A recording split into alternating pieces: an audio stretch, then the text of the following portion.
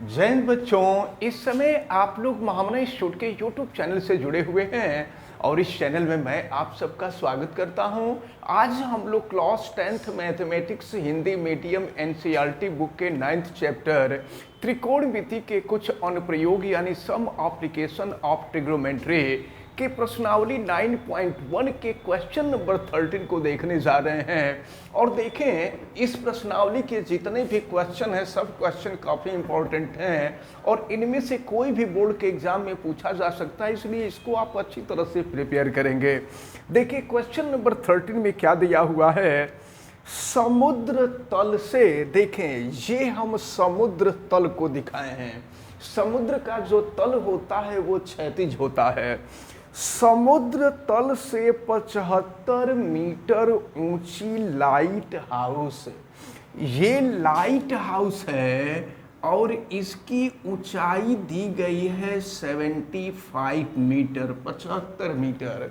Light house बंदरगाह पे जलाया जाता है जहां पर जहाज समुद्र में समुद्री जहाज को ये पता चलता है कि हमारा प्लेटफॉर्म इधर की तरफ ही है, इधर की तरफ ही हमको जाना है।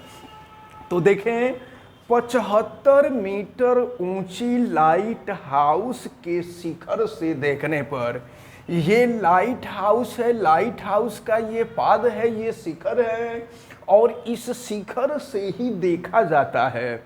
तो शिखर से देखने पर दो समुद्री जहाज, देखें हम मान लेते हैं कि एक समुद्री जहाज यहाँ है, दूसरा समुद्री जहाज यहाँ है। समुद्री जहाजों के अवनमन कोण, तो अवनमन कोण हमेशा क्षैतिज से नीचे के तरफ बनता है। ये अवनमन कोण क्रमशः देखें, यह अवनमन कोण आपको दिया हुआ है 30 अंश और दूसरे का जो अवनमन कोण, दूसरे जहाज का अवनमन कोण आपको दिया हुआ है वो दिया है 45 अंश 45 डिग्री। यदि लाइट हाउस के एक ही ओर एक जहाज दूसरे जहाज के ठीक पीछे, देखिए क्या कहा जा रहा है, एक जहाज, ये लाइट हाउस है और दोनों जहाज लाइट हाउस के एक ही तरफ हैं, एक जहाज के पीछे दूसरी जहाज है। तो आपसे कहा जा रहा है कि दोनों जहाज़ों के बीच की दूरी कितनी है। तो एक जहाज यहाँ है, दूसरा जहाज यहाँ है, दोनों जहाज़ों के बीच की दूरी कितनी है। हम मान लेते हैं कि दोनों जहाज़ों के बीच की जो दूरी है वो x मीटर के इक्वल है।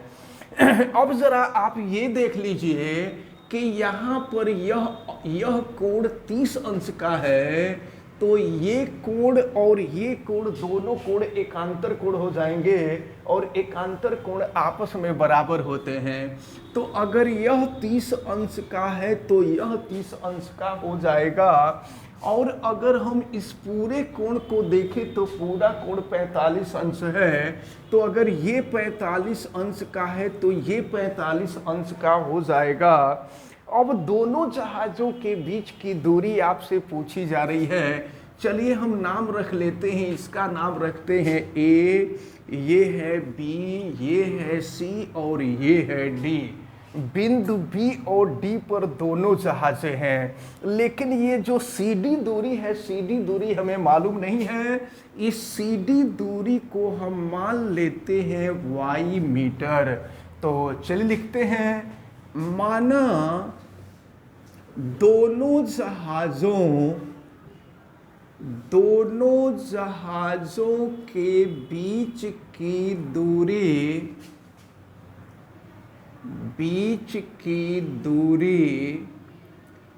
x मीटर है एवं CD बराबर y metre. CD is equal to हम मान लेते हैं y मीटर। जरा देखिए, अब हम पहले छोटे वाले त्रिभुज ACD में देखते हैं। त्रिभुज ACD में जरा देखिए आप, ये कोण है, कोण के सामने की भुजा ये लंब है, ये आधार है। तो लंब और आधार में जो रिलेशन होता है वो tan का रिलेशन होता है। तो यहाँ पर हम रख लेंगे tan 45 degree is equal to लंब है AC और फिर आधार है CD। अब tan 45 डिग्री की वैल्यू आपको मालूम है कि ये वैल्यू 1 होती है, तो 1 इज इक्वल टू AC की वैल्यू है 75 और CD की जो वैल्यू है ये y है। अब हम यहाँ क्रॉस मल्टीप्लिकेशन कर दें तो y इज इक्वल टू हो जाएगा 75 मीटर। चलिए y की वैल्यू हमको ज्ञात हो गई। अब इसके बाद हम बड़े वाले त्रिभुज को ले रहे हैं, त्रिभुज ABC को ले रहे हैं। तो त्रिभुज ABC में देखिए यहाँ जो कोण है ये 30 अंश का है और कोण के सामने की भुजा ये लंब होगी और ये पूरा यहाँ से यहाँ तक आधार हो जाएगा। x प्लस वाई जो होगा आधार होगा और यहाँ भी हम tan का ही कोण लेंगे, तो ये हो जाएगा tan 30 degree is equal to हो जाएगा AC अपान हो जाएगा BC। अब tan 30 की वैल्यू हम रखते हैं, tan 30 की वैल्यू 1/√3 होती है और AC की जो वैल्यू है 75 है और BC के जगह पे x प्लस वाई हो जाएगा। ये हो गया x प्लस वाई। तो अगर हम क्रॉस मल्टीप्लिकेशन करें तो x plus y is equal to √3 का मल्टीप्लिकेशन 75 में कर देंगे, 75 √3 हो जाएगा। हमको x का मान ज्ञात करना था, तो चलिए x की वैल्यू निकालते हैं 75 √3 माइनस वाई। अब हम y का मान यहाँ रख लेते हैं, तो x इज इक्वल टू हो गया 75 √3 और माइनस वाई की वैल्यू हो जाएगी 75। अब हम यहाँ से 75 कामन ले लेंगे, ये हो जाएगा √3 माइनस 1। तो इतना मीटर। आपसे यही पूछा जा रहा था कि दोनों जहाज़ों के बीच की दूरी कितनी होगी, तो दोनों जहाज़ों के बीच की दूरी 75 और ब्रैकेट में √3 माइनस 1 मीटर के इक्वल होगी। देखते हैं क्वेश्चन नंबर 14 को। क्वेश्चन नंबर 14 में दिया हुआ है 1.2 मीटर एक लंबी लड़की है। 1.2 मीटर लंबी एक लड़की है जो भूमि से 88.2 मीटर की ऊंचाई पर एक क्षैतिज रेखा में हवा में उड़ रहे गुब्बारे को देखती है। देखिए गुब्बारा जो है हवा में उड़ रहा है और जमीन से कितनी ऊंचाई पर, तो ये 88.2 मीटर की ऊंचाई पर देखती है। लेकिन लड़की की ऊंचाई कितनी है, तो 1.2 मीटर है। अब जरा ध्यान पूर्वक देखें तो क्षैतिज दिशा में उड़ रहे गुब्बारे को देखती है। किसी भी क्षण लड़की के आंख से गुब्बारे का उन्नयन कोण 60 अंश था। जब गुब्बारा यहाँ था ना, तो लड़की जब यहाँ से देख रही थी तो उसके आंख पर उन्नयन कोण जो था वह 60 अंश का था। और कुछ समय बाद देखिए जब यह गुब्बारा क्षैतिज में उड़ते उड़ते बिंदु B से चला जाता है बिंदु C पर, तो कुछ समय के बाद उस लड़की के आंख पर जो उन्नयन कोण है, उन्नयन कोण अभी ये हो जाएगा, पूरा उन्नयन कोण ये और छोटा सा उन्नयन कोण ये 30 अंश हो जाता है। इस अंतराल में, यानी ये जो टाइम है, इस अंतराल के दौरान गुब्बारे के द्वारा तय की गई क्षैतिज दूरी, गुब्बारा कितना दूरी तय किया था ये आपसे पूछा जा रहा है। हम मान लेते हैं कि गुब्बारे के द्वारा तय की जाने वाली दूरी x मीटर है। जरा देखिए आप, तो अगर यह दूरी x मीटर, तो ये जो BC है FE के समांतर है, तो FE जो होगा यह भी x मीटर हो जाएगा। और याद रखे रहिए अगर अगर एफ ई एक्स मीटर होगा तो ये जो जी डी है जी डी भी एक्स मीटर हो जाएगा, क्योंकि इसकी समांतर ये है। एक चीज और आप समझ लें, अच्छा साथ में ये भी देख लीजिए कि ये जो दूरी है इस दूरी को हम वाई मीटर मान लेते हैं। तो अगर इसका भी नाम हम कुछ रख ही लेते हैं, इसका नाम एच रख लेते हैं। तो अगर एच एफ वाई मीटर होगा तो एच एफ के समांतर एजी है, यह एजी भी वाई मीटर हो जाएगा। इसको आप याद रखे रहिए। एक चीज और देखें, जो उन्नयन कोण बन रहा है लड़की के आंख पर बन रहा है, और लड़की की जो ऊंचाई या लंबाई है वो 1.2 मीटर है।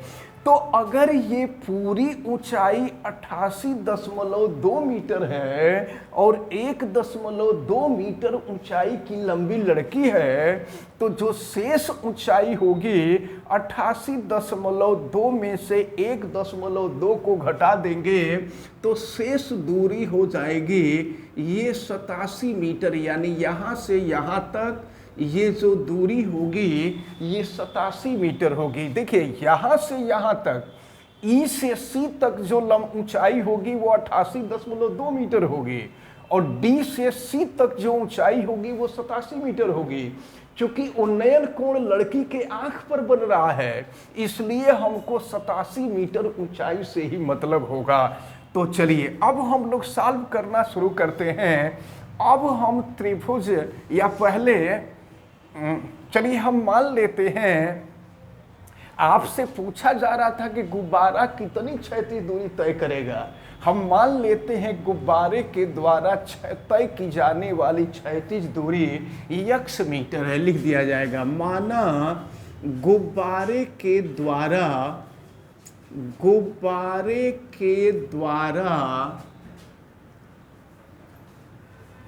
तय की जाने वाली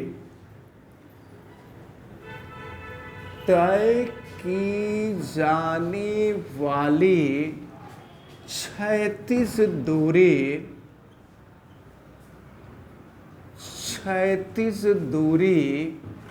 BC बराबर x मीटर है, तथा ये जो दूरी है HF इसको हम मान लेते हैं y मीटर, तथा HF इज इक्वल टू ये हो जाएगा y मीटर। चलिए अब हम लोग सॉल्व करेंगे। अब हम लोग इस त्रिभुज को लेंगे त्रिभुज ABG में। त्रिभुज ABG में जरा देखिए आप, यहाँ बनने वाला कोण 60 अंश है और कोण के सामने की भुजा ये लंब हो जाएगी और ये आधार हो जाएगा। तो यहाँ पर tan 60 degree is equal to लंब है BG या GB जो भी चाहे लिख लें, और बटा में आधार होगा AG। tan 60 की वैल्यू आपको मालूम है ये √3 होता है। √3 इज इक्वल टू GB। देखिए GB जो है DC के बराबर होगा और DC है 87 मीटर, ये हो जाएगा 87 मीटर। और AG जो है HF के बराबर है और HF है y मीटर। अब यहाँ हम y की वैल्यू निकाल लें क्रॉस मल्टीप्लिकेशन करके, तो y इज इक्वल टू 87/√3 हो जाएगा। इसको हम इक्वेशन नंबर 1 मान लेते हैं। तो देखें आप, यहाँ से हम y की वैल्यू निकाल लिए, लेकिन हमसे क्वेश्चन में x की वैल्यू पूछी जा रही है। अब हम इस बड़े वाले त्रिभुज को लेंगे, त्रिभुज ACD में। देखिए त्रिभुज ACD में देखिए, अब यहाँ पर जो बनने वाला कोण है 30 अंश है, और लंब जो होगा CD होगा, और आधार जो होगा ये पूरा AD हो जाएगा। तो AD में यह y भी होगा और x भी होगा। तो अब हम लेते हैं tan 30 degree is equal to हो जाएगा DC और अपान हो जाएगा AD। tan 30 की जो वैल्यू होती है ये 1/√3 होती है, और DC की वैल्यू आपने देखा है 87 centimetre upon AD। AD y plus x हो जाएगा। यहाँ हम कर लेते हैं y प्लस यक्स। यक्स की वैल्यू हमको ज्ञात करनी है। चलिए हम क्रॉस मल्टीप्लिकेशन करते हैं। तो क्रॉस मल्टीप्लिकेशन करेंगे तो x plus y is equal to ये हो जाएगा 87√3। हमको x की ही वैल्यू ज्ञात करनी है। तो x की वैल्यू निकालेंगे, y का पक्षांतर कर देंगे, y दूसरी तरफ चला जाएगा, 87√3 माइनस वाई। अब हम रख देते हैं y की वैल्यू। चलिए यहाँ देखिए, x is equal to 87√3 minus y की वैल्यू हम रखते हैं, और y की वैल्यू हमने देखा है 87/√3 है। ये हो जाएगा 87/√3। दोनों में से हम 87 कामन ले लेते हैं। x इज इक्वल टू 87 कामन ले लेंगे, √3 माइनस 1/√3 हो जाएगा। अब चलिए इसको सॉल्व करते हैं। तो x इज इक्वल टू 87। अब देखें, √3 का √3 में मल्टीप्लाई करेंगे तो √3 इंटू √3 3 हो जाएगा, और -1, तो 3 माइनस 1 यहाँ 2 हो जाएगा। ये हो गया 2 हो जाएगा √3।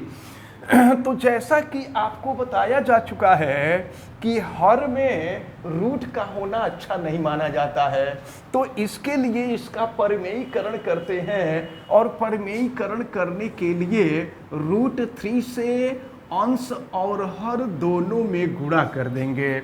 अब देखिए क्या होगा, यहाँ देखते हैं।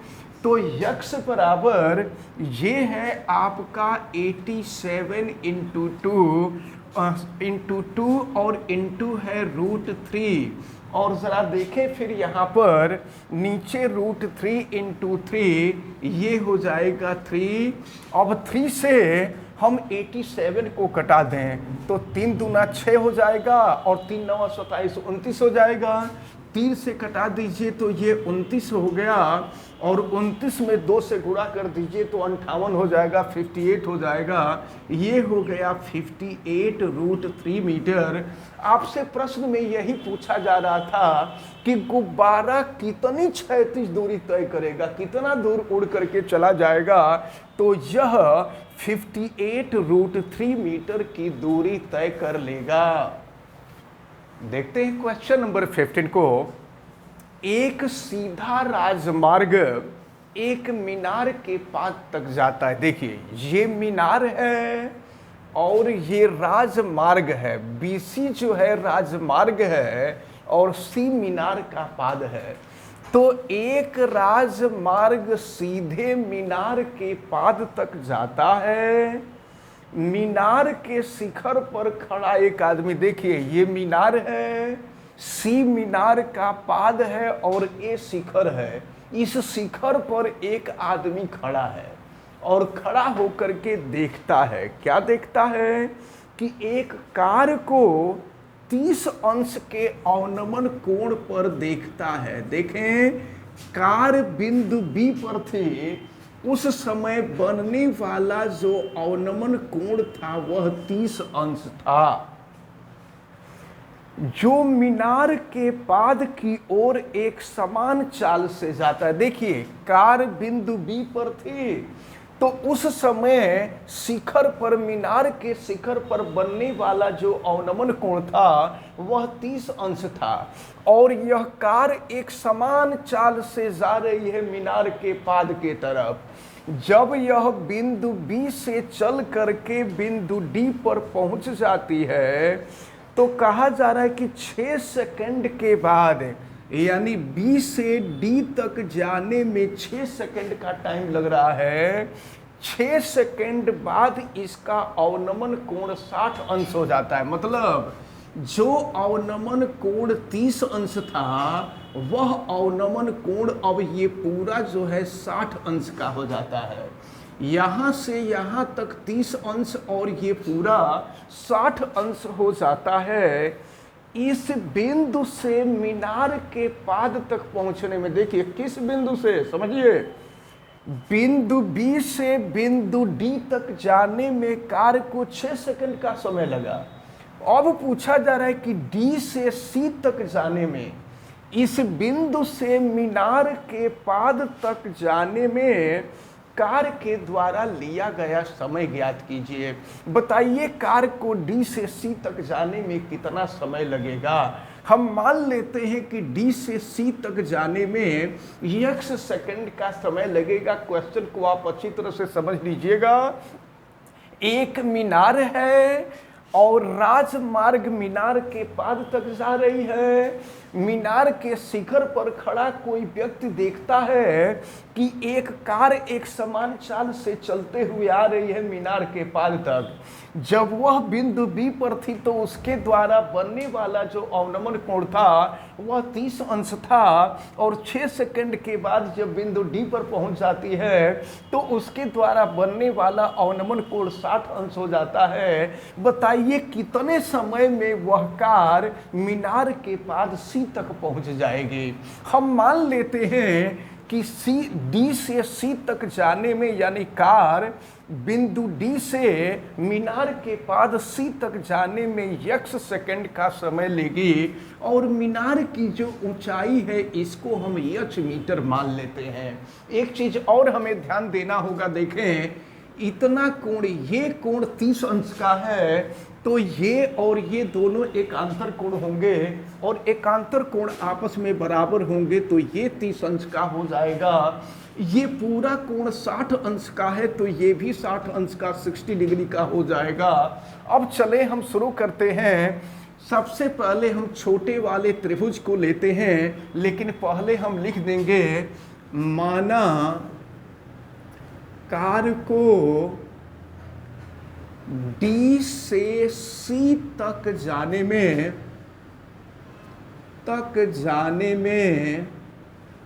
x सेकंड का समय लगेगा।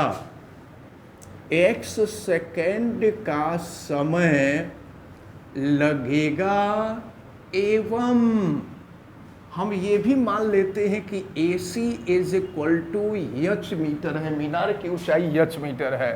अब देखिए हम त्रिभुज ACD में लेते हैं। त्रिभुज ACD में यहाँ देखें ये कोण है, कोण के सामने की भुजा ये लंब हो जाएगी, ये आधार हो जाएगा। तो लंब और आधार में जो रिलेशन होता है वो tan का होता है। ये हो जाएगा आपका tan 60 degree is equal to AC, और अपान हो जाएगा DC। तो tan 60 की वैल्यू जो होती है √3 होती है। ये हो गया आपका √3 इज इक्वल टू AC की वैल्यू है h, और DC को हमने माना है x। अब यहाँ से क्रॉस मल्टीप्लिकेशन कर देंगे तो h की जो वैल्यू आएगी ये आएगी √3x। इसको हम समीकरण नंबर 1 मान लेते हैं। अब इसके बाद देखें, अब हम पूरे त्रिभुज ABC को ले रहे हैं। त्रिभुज ABC में यहाँ देखें, यहाँ 30 अंश का कोण बन रहा है, लंब है AC और आधार है BC। तो BC में इतना 6 सेकंड है और इतना x सेकंड है, तो 6 + x सेकंड हो जाएगा। तो यहाँ पर हम ले रहे हैं ABC में, ये है tan 30 degree is equal to, ये हो जाएगा AC अपान हो जाएगा BC। tan 30 की जो वैल्यू है ये 1/√3 है, और AC के जगह पे हो जाएगा h, और BC देखिए BC 6 + x हो जाएगा। ये हो जाएगा आपका 6 + x। अब हम क्रॉस मल्टीप्लिकेशन कर देते हैं तो ये हो जाएगा 6 + x इज इक्वल टू, ये हो जाएगा √3h। अब हम यहाँ h का मान रख देते हैं तो देखें फिर क्या मिलेगा आपको, 6 + x इज इक्वल टू √3, और h की वैल्यू है √3x। अब हम इसको सॉल्व करते हैं। चलिए यहाँ देखते हैं 6 plus x equal to √3 into √3 3 हो जाएगा। ये हो गया 3x। x को हम अपोजिट साइड में लेके चले जाते हैं। फिर देखें क्या 6 equal to 3x minus x हो जाएगा। तो 6 equal to 3x minus x हो जाएगा 2x। और यहाँ से x की वैल्यू निकालेंगे 6/2। 2 से इसको डिवाइड कर दीजिए, ये हो जाएगा 3 सेकेंड। तो आपसे यही पूछा जा रहा था कि कार पहुंची हुई है बिंदु D पर और D से C तक जाने में कितना समय लगेगा। तो हमने माना था x सेकेंड और x की जो वैल्यू आ गई 3 सेकेंड। इसका मतलब B से D तक जाने में 6 सेकेंड का समय लगेगा और D से C तक जाने में 3 सेकेंड का समय लगेगा। यही आपसे पूछा जा रहा था। इस प्रकार ये जो क्वेश्चन नंबर 15 है, ये क्वेश्चन नंबर 15 आपका कंप्लीट होता है। देखते हैं क्वेश्चन नंबर 16 को। मीनार से और एक सरल रेखा में, देखिए ये जो है मीनार है, तो कहा जा रहा है कि मीनार से एक सरल रेखा में 4 मीटर और 9 मीटर की दूरी पर स्थित 2 बिंदु हैं। देखिए हम मान लेते हैं कि C से D की जो दूरी है यह 4 मीटर है और C से B की जो दूरी है यह 9 मीटर है। यही आपसे दिया हुआ है कि मीनार के आधार से और एक सरल रेखा में 4 मीटर और 9 मीटर की दूरी पर स्थित 2 बिंदुओं से मीनार के शिखर का उन्नयन कोण 2 बिंदु, एक बिंदु B है और दूसरा बिंदु D है। यहाँ से जो उन्नयन कोण है वह पूरक है। पूरक कोण जानते हैं क्या होता है? ऐसे 2 कोण जिनका योग 90 अंश होता है वो पूरक कोण होते हैं। तो कहा जा रहा है कि ये दोनों कोण एक दूसरे के पूरक हैं। तो पूरक का मतलब ये हुआ कि अगर यह कोण थीटा होगा तो यह कोण हो जाएगा 90 माइनस थीटा। तभी तो दोनों को जोड़ेंगे तो दोनों का जोड़ 90 डिग्री आ जाएगा, 90 डिग्री आ जाएगा। तो आपसे यही कहा जा रहा है कि दोनों बिंदुओं यानी मीनार के आधार से 4 मीटर और 9 मीटर की दूरी पर स्थित जो बिंदु हैं, इन दोनों बिंदुओं पर बनने वाला जो उन्नयन कोण है वो एक दूसरे का पूरक है, कॉम्प्लीमेंट्री है। तो जब पूरक होगा, कॉम्प्लीमेंट्री होगा तो दोनों का जोड़ 90 डिग्री होगा। अगर यह कोण थीटा होगा तो ये 90 माइनस थीटा हो जाएगा। तो सिद्ध कीजिए कि मीनार की ऊंचाई को हम h मीटर मान ले रहे हैं। सिद्ध कीजिए कि मीनार की ऊंचाई 6 मीटर के बराबर है। यही आपको दिखाना है कि मीनार की ऊंचाई 6 मीटर। देखिए ये क्वेश्चन बहुत छोटा है, लेकिन मैं आपको बता दूं कि ये बोर्ड के एग्जाम में क्वेश्चन बहुत पूछा गया है, कई बार पूछा गया है। इसलिए इस क्वेश्चन को आप सभी लोग अच्छी तरह से तैयार कीजिएगा। चलिए हम ले रहे हैं त्रिभुज ADC या ACD को। आपको सिद्ध करना है कि मीनार की जो ऊंचाई आएगी वो 6 मीटर के बराबर होगी। तो चलिए त्रिभुज ACD में लिख देते हैं, माना AC is equal to h metre, यानी मीनार की ऊंचाई h मीटर के बराबर है। तो त्रिभुज ACD में ये जो कोण है, कोण थीटा है, इसके सामने की भुजा ये लंब हो जाएगी, ये आधार हो जाएगा।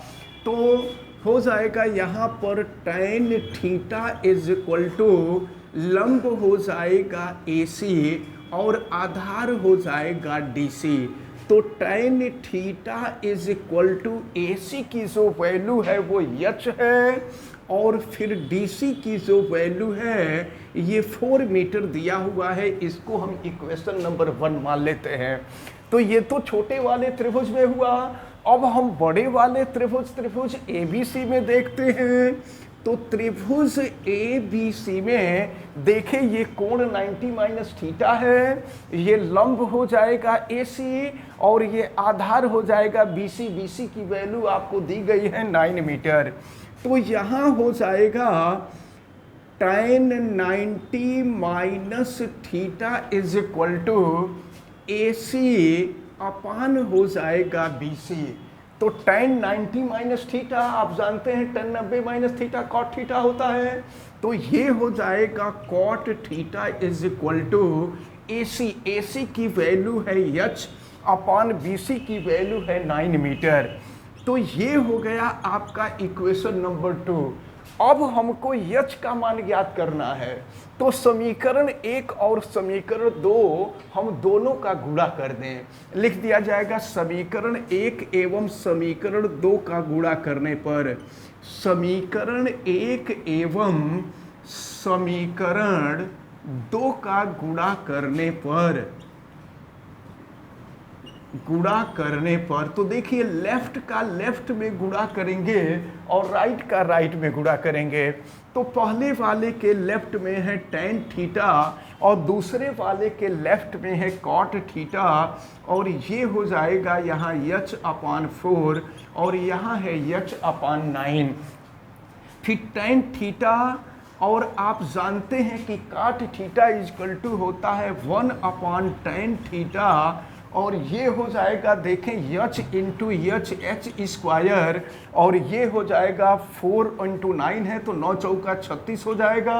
तो अब यहाँ tan थीटा से tan थीटा कैंसिल हो जाएगा। फिर यहाँ देखें 1 इजकल टू यहाँ हो गया h स्क्वायर और नीचे हो गया 36। फिर यहाँ क्रॉस मल्टीप्लिकेशन कर देंगे तो h स्क्वायर इजकल टू 36 हो जाएगा। और अगर हम h की वैल्यू निकालें तो स्क्वायर बराबर के दूसरे तरफ जा करके वर्गमूल हो जाएगा, करनी में 36 हो जाएगा, और 36 का वर्गमूल होता है 6 मीटर। आपको यही सिद्ध करना था कि मीनार की जो ऊंचाई है वो 6 मीटर के बराबर है। हमने सिद्ध कर दिया कि मीनार की ऊंचाई 6 मीटर के बराबर है, और फिर यहाँ हम लिख देंगे लास्ट में दैट प्रूव्ड। तो इस प्रकार ये जो क्वेश्चन नंबर 16 था, ये क्वेश्चन नंबर 16 आपका कंप्लीट होता है। और 16 के साथ साथ ये प्रश्नावली भी आपकी खत्म होती है। और इस प्रकार ये जो पूरी प्रश्नावली, पूरा प्रश्नावली के साथ साथ ये जो चैप्टर था, ये चैप्टर बहुत महत्वपूर्ण चैप्टर था। इसको आप सभी लोग बहुत अच्छी तरह से तैयार करिएगा। इसमें निश्चित है कि एक क्वेश्चन आपसे बोर्ड के एग्जाम में ज़रूर पूछा जाता है। वैसे फिलहाल आज जो क्वेश्चन बताए गए वे क्वेश्चन काफ़ी महत्वपूर्ण थे, 13, 14, 15, 16। तो इस प्रकार जो है 4 क्वेश्चन आज के वीडियो में आपको बताए गए हैं। इनको आप बहुत अच्छी तरह से तैयार किए रहिएगा।